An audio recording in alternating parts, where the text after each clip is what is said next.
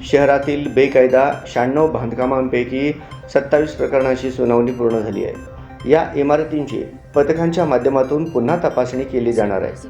8 दिवसात तपासणी अहवाल आल्यानंतर पुढील निर्णय घेतला जाणार असल्याची माहिती महापालिका आयुक्त डॉक्टर सचिन ओंबासे यांनी दिली। महापालिकेच्या वतीने या इमारती बेकायदा असल्याचे जाहीर करून देखील आहे। महापालिकेच्या वतीने या इमारती बेकायदा असल्याचे जाहीर करण्यात आले आहे। महापालिका प्रशासनाने संबंधित इमारती बेकायदा असल्याचे जाहीर करून 3 जणांनी फ्लॅट खरेदी केले असल्याची धक्कादायक बाब पुढे आली आहे। महापालिकेतील बांधकाम विभागात बेकायदा समांतर यंत्रणा राबवून बनावट बांधकाम परवाने देऊन 96 इमारती उभारल्याचे प्रकरण गाजत आहे। या इमारतीवर कारवाईचा बडगा उगारला जाणार आहे। या प्रकरणातील संबंधित जागा मालकांना नोटिसा बजावण्यात आल्या होत्या।